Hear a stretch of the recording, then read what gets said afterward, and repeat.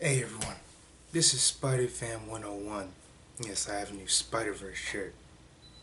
I just got it yesterday. But I'm here today to talk about Phase 4. Not speculation on what I think Phase 4 is or what Phase 4 might be. No. We're here to talk about Phase 4. The official announcement has come. And I'm going to read it on Marvel. I'm going to read it via Marvel.com. But as if Disney hasn't had enough hits this year, especially with the Marvel Studios brand. This list is a banger. I mean, there's a lot more Disney Plus shows on the lineup than I imagined, but hey, that's good. I mean, it does take up like half the lineup, which was surprising to me. But this Disney Plus thing is going to be great, especially for a lot of Disney's franchises, specifically Marvel. So, yeah, this will definitely benefit. Okay, so I'm gonna read the article now. Today at San Diego Comic Con 2019, Marvel Studios took to the stage in Hall H to reveal the upcoming movies and TV shows from the studio, including the next chapter of the Marvel Cinematic Universe and what's planned for Disney Plus. Here is all the news that came out of Hall H in one place.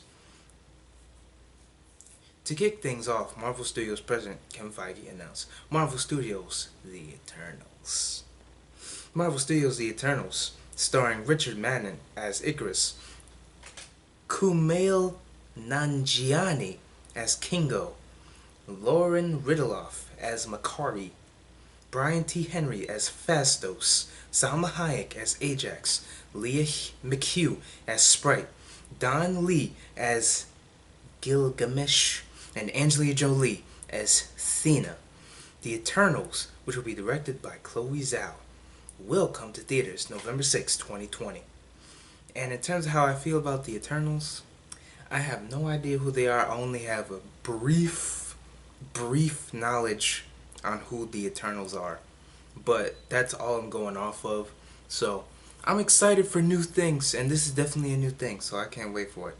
Next up was the first show coming exclusively to Disney Plus, Marvel Studios' The Falcon and the Winter Soldier.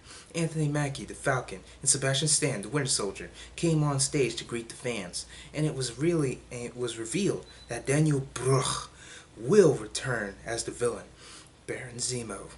Marvel Studios' The Falcon and the Winter Soldier will come to Disney Plus in the fall of 2020.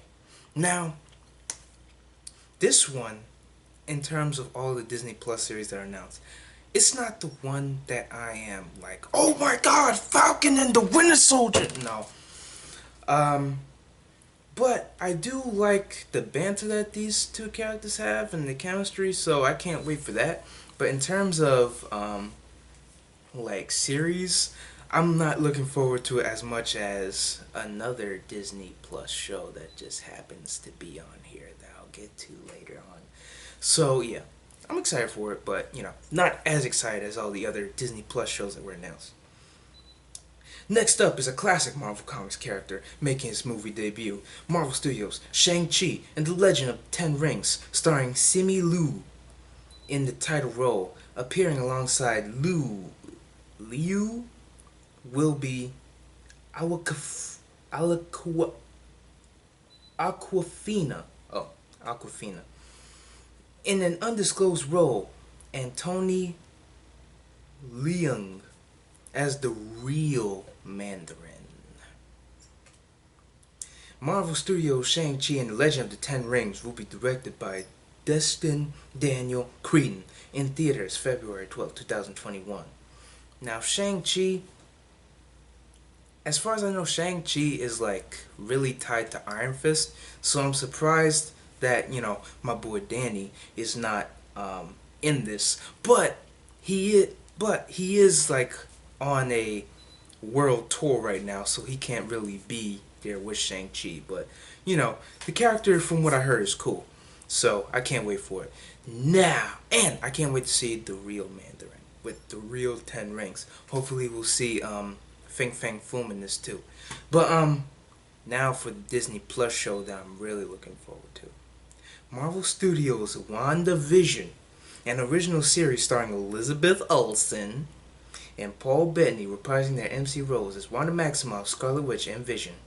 Co-starring them is Teyonah Parris, whom Feige revealed would be playing the adult Monica Rambeau, who was introduced as a child in Marvel Studios' Captain Marvel, my favorite movie of all time. Marvel Studios' WandaVision will arrive on Disney Plus in the spring of 2021. Now, I just cannot wait for this series as a whole because I've been waiting for Scarlet Witch standalone anything for a very long time, ever since she was introduced in Age of Ultron. Honestly, I'm really excited for this because of Wanda. We'll see about the whole Vision thing, but I'm really excited because of Wanda. And in terms of Monica Rambeau, what role could she play in this? Because I was assuming that they would have her grown up and we would see what her role is in Captain Marvel 2, which surprisingly wasn't announced in this, but maybe that's one of the films that are being hidden along with Spider-Man 3 and others. So yeah, I can't wait for this Disney Plus. As soon as because I'm already going to be on Disney Plus 24/7 once it opens. But once this show comes out, I'm going to be straight on it. Straight on it.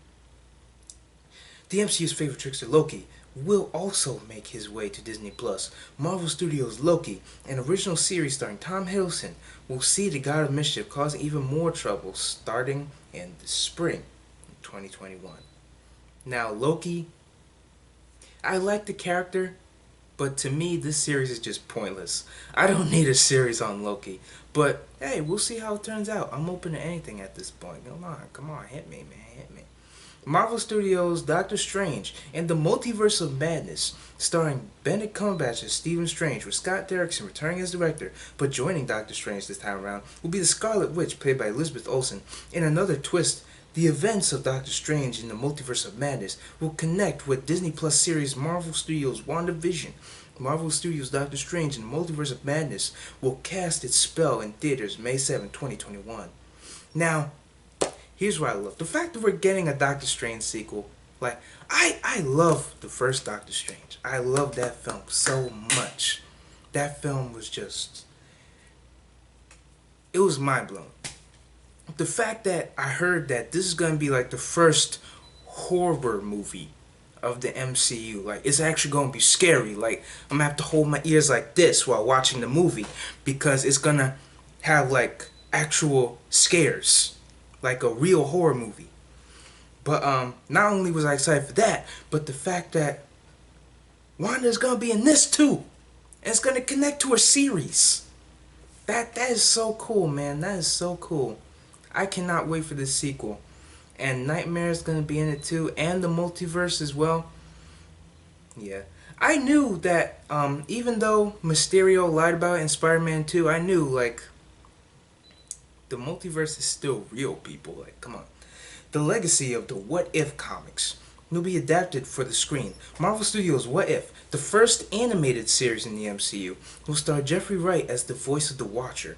Many actors from across the MCU will reprise their roles as voice talent. What If will present alternate realities in the Marvel Universe that are set to warp your world in the summer of 2021, exclusively on Disney Plus. Now, What If is a series that really interests me because we could see new perspectives from a whole wide array of characters. What if Pepper Potts became Iron Man? What if Captain America was the leader of Hydra? What if MJ got bit by the spider instead of Peter Parker? There are so many things that we can explore in this. So I cannot wait to see this. I can't wait. And plus, if they do a Spider-Man one, they better do that specific one. What if MJ got bit by the spider instead of Peter Parker? That would be so cool to see. I love MJ. But especially Peter and MJ together. I just love their chemistry. Another character from the MCU will appear on the small screen. Marvel Studios' Hawkeye, starring Jeremy Renner, who joined Kevin Feige on stage, share more details about the show, which will introduce Kate Bishop, who has been hitting her mark in Marvel Comics. Marvel Studios' Hawkeye will come to Disney Plus in the fall of 2021.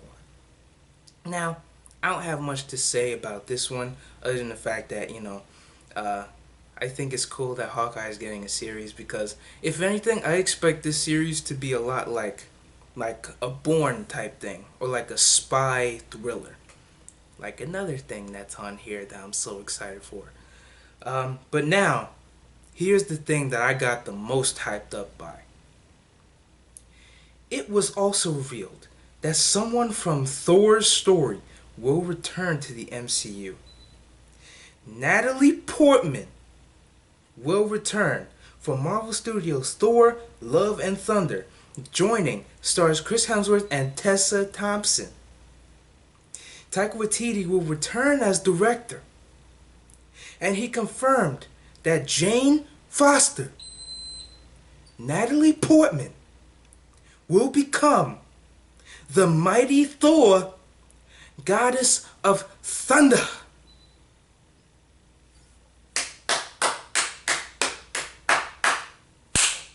Yes! Honestly, I have always loved the character of Jane Foster in the MCU. Ever since the first Thor. I feel like her absence has really been felt in the MCU, especially in the Thor franchise. Because as much as I love Thor Ragnarok, how they handled what happened with Jane was just petty. So Disney was just like, look, we're sorry, man, we're sorry for letting go of Jane Foster like that. So you know what? Not only we gonna bring her back for this film, but we're gonna make her Thor. How about that? And plus, Mjolnir is still destroyed in present day. So does that mean that Jane is gonna wield Stormbreaker? All interesting questions. But that was what I got the most hyped up for. Because I was not expecting... Now, I heard the rumblings that Thor 4 was coming. So I'm not surprised at that. But the fact that Jane Foster is back and she's going to be Thor, that was the most hyped up that I was for the Phase 3 announcement. But another thing that I'm looking forward to as well. It looks like we're going to find out a lot more about Natasha Romanoff. Marvel Studios' Black Widow, starring Scarlett Johansson reprising her MCU role. She will be joined by David Harbour as Alexei, aka the Red Guardian, Florence Pugh as Yelena, O.T. Fagbinley as Mason, and Rachel Weisz as Melina. Kate Shortland is directing. Marvel Studios' Black Widow will come to theaters May 1st, 2020, and Black Widow will be the first film of Phase 4, which I'm really happy about because they did Black Widow dirty in Endgame. They really did her dirty. I know like like she was sad and depressed and all that, but they really did her dirty, man. Like there's no sugarcoating it. But the fact that she's finally getting a movie and it's taking place after Civil War, that's good.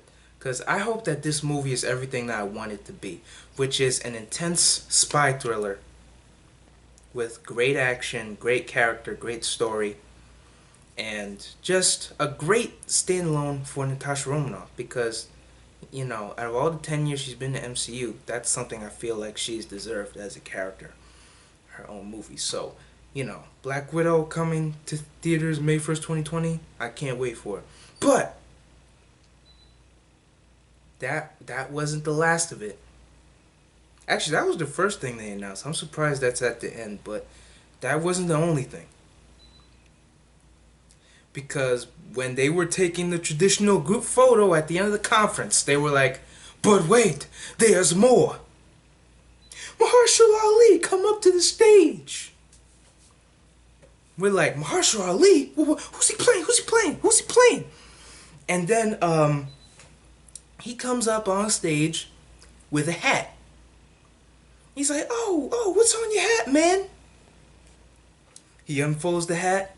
He puts the hat on. Blade. Blade! Mahershala Ali is playing Blade. Now, I don't mind this because yes, while it would have been cool to see Wesley Snipes reprise the role, come on, you can't say no to Mahershala Ali. That he is like the second best choice right next to Wesley Snipes, man. And if all this massive Marvel Studios news wasn't enough, Kevin Feige introduced Mahershala Ali as Blade. Not only that, Marvel Studios' Blade will also slash its way in the theaters. Yeah, man. I hope that Blade, they don't PG-13ify it, because Blade, you know, hunts vampires in a very gruesome way, so that movie better be rated R, alongside Deadpool 3, which is another film that they haven't announced. So it's Spider-Man 3, Captain Marvel 2, Deadpool 3, Ant-Man 3, surprisingly. What else? And other things, But this is a great lineup. And I noticed that there aren't any Avengers films. That's good, because after Endgame, I can do without an Avengers film for at least like 4 to 5 years. Like, we're good on that. But yeah, this is a great list. This is a great lineup, and a lot of it is Disney Plus stuff, which is great because, you know, that adds a lot more content to Disney Plus. But yeah, cause there's 1, 2, 3, 4. There's five. There's only there's 5 films coming to theaters, and 1, 2, 3, 4, 5, and 5 series coming to Disney Plus. So 5 movies and 5 TV shows. That's even. So yeah, that's surprisingly even. Yeah. So yeah. Phase 4 looking great. Although the one thing that I was disappointed by, no Spider-Man 3. Like, I know it's gonna be added later on, but come on, you gotta give us that Spider-Man 3, man.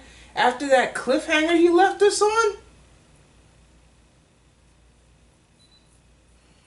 Jeez, man. And then Captain Marvel 2, Deadpool 3. We'll inevitably find out about these later. But as of right now, this is great. This is great. Good job, Disney. Good job. So yeah, let me know what you think of the Phase 4 lineup. And I'm SpideyFan101 saying peace.